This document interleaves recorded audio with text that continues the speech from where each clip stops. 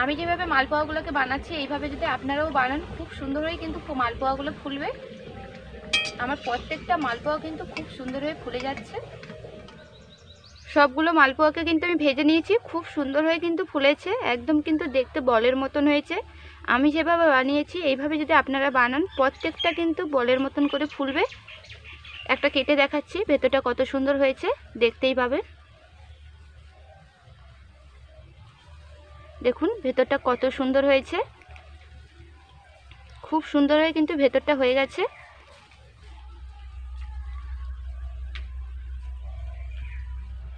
নমস্কার বন্ধুরা, Namita village kitchen ও ফুডে সকলকে স্বাগতম। আজ আমি আপনাদের সঙ্গে শেয়ার করব মালপোয়ার রেসিপি। কিভাবে মালপোয়া বানালে ফুলকো ফুলকো হবে সেই পদ্ধতিটা কিন্তু আপনাদের সঙ্গে শেয়ার করব। আশা করছি এই রেসিপিটা আপনাদের ভালো লাগবে। আর সম্পূর্ণ রেসিপিটা কিন্তু দেখবার অনুরোধ রইল। আর চ্যানেলে যদি প্রথম হয়ে থাকেন তাহলে অবশ্যই বন্ধুরা চ্যানেলটাকে সাবস্ক্রাইব করে পাশে থাকবার অনুরোধ রইল। তাহলে এবার আপনারা রেসিপিটা দেখে নিন। মালপোয়ার জন্য এবার ব্যাটার বানিয়ে নেব। গুঁড়ো দিয়ে আজকে আমি মালপোয়া বানাবো, তার জন্য প্রথম আমি চালের গুঁড়ো নিয়ে নেব। চালের গুঁড়োটা আমি বাড়িতেই তৈরি করে নিয়েছি।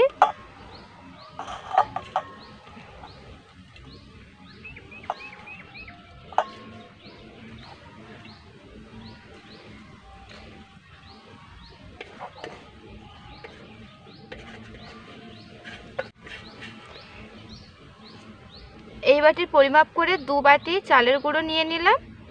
আর এই বাটির পরিমাপ করে হাফ বাটি আমি ময়দা নিয়ে নেব।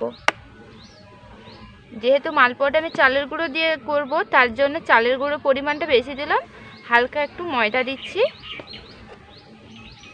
হাফ বাটি ময়দা নিয়েছি, এবার এটা দিয়ে দেব।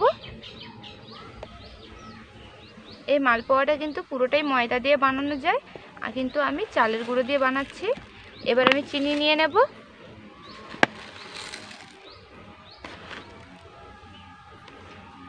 এই বাটির হাফ বাটি আমি চিনি নিয়ে নিচ্ছি। মিষ্টিটা আপনারা আপনাদের স্বাদ মতন দেবেন।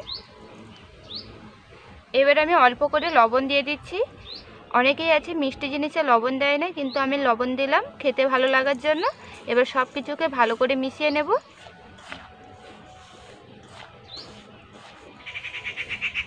সব কিছুকে আমি ভালো করে মিশিয়ে নিয়েছি। এবার আমি জল দিয়ে দেব। জল দিয়ে দিচ্ছি। এই বাটি 1 বাটি জল দিলাম, আরও জল লাগলে দেব। এবার একটু মাখিয়ে নেব। একসঙ্গে কিন্তু বেশি জল দেব না, এতে ব্যাটারটা একদম পাতলা হয়ে যাবে।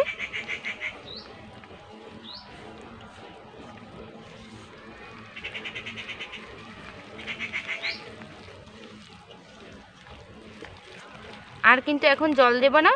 এবার ভালো করে মাখিয়ে নেব। ব্যাটারটা যত ভালো করে মাখানো হবে মালপোয়াগুলো কিন্তু ততটাই ফুলবে, তার জন্য কিন্তু ভালো করে মাখিয়ে নিতে হবে। এইভাবে করে আমি 5 মিনিট মাখিয়ে নেব।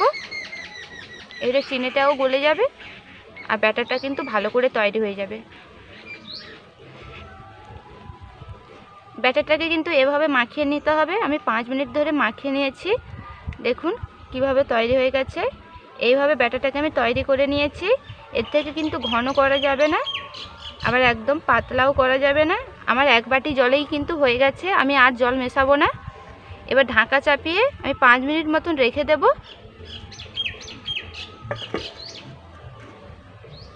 5 মিনিট পর আবার ফিরে আসছি। 5 মিনিট আমি ঢাকা চাপিয়ে রেখেছিলাম, এবার ঢাকা খুলে নেব। এভাবে আমি 1 মিনিট মতন মাখিয়ে নেব।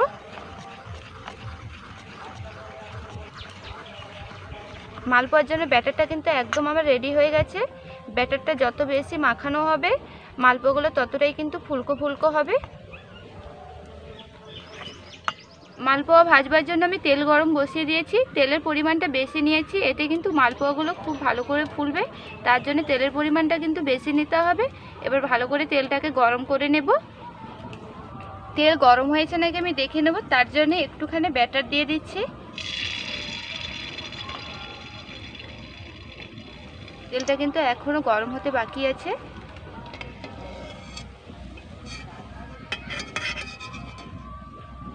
এই চামচের 1 চামচ ব্যাটার নিয়ে নিয়েছি। এবার পিঠেগুলোকে ছেড়ে দেব।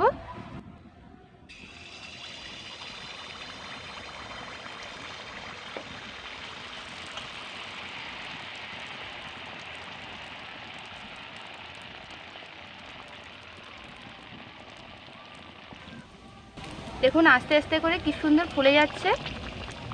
এবার আমি উল্টে দেব।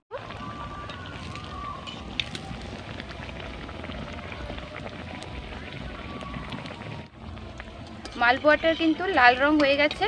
এবার আমি এটাকে তুলে নেব, আর বেশিক্ষণ ধরে ভাজবো না। তেল ঝরিয়ে আমি তুলে নিলাম। এইভাবে কিন্তু প্রত্যেকটাকে ভাজবো।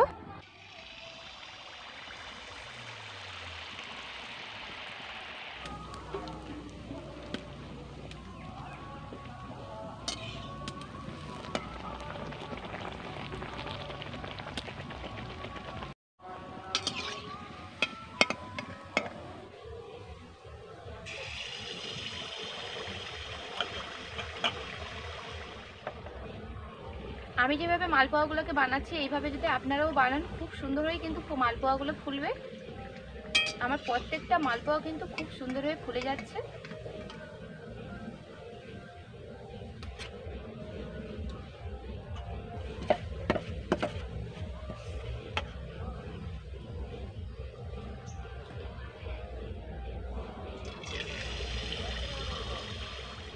আর যে ব্যাটারটা আছে, একটা মাত্র মালপোয়া বানানো যাবে। এটাও কিন্তু খুব সুন্দর হয়ে ফুলে গেছে।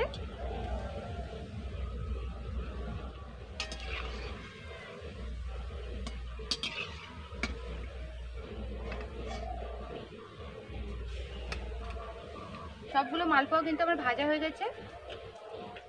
সবগুলো মালপোয়াকে কিন্তু আমি ভেজে নিয়েছি। খুব সুন্দর হয়ে কিন্তু ফুলেছে, একদম কিন্তু দেখতে বলের মতন হয়েছে। আমি যেভাবে বানিয়েছি এইভাবে যদি আপনারা বানান, প্রত্যেকটা কিন্তু বলের মতন করে ফুলবে। একটা কেটে দেখাচ্ছি ভেতরটা কত সুন্দর হয়েছে, দেখতেই পাবে। দেখুন ভেতরটা কত সুন্দর হয়েছে,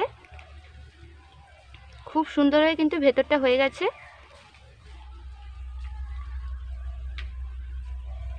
মালপোয়াগুলো কিন্তু খুব সুন্দর হয়ে তৈরি হয়েছে। এইভাবে কিন্তু আমি মালপোয়া বানিয়ে নিলাম। আর ভিডিওটি ভালো লাগলে অবশ্যই বন্ধুরা লাইক করবেন, আর কেমন লাগলো অবশ্যই কমেন্ট করে জানাবেন। ফিরে আসছি আবার নতুন কোনো রেসিপি নিয়ে। ততক্ষণ আপনারা সুস্থ থাকবেন, ভালো থাকবেন। ধন্যবাদ।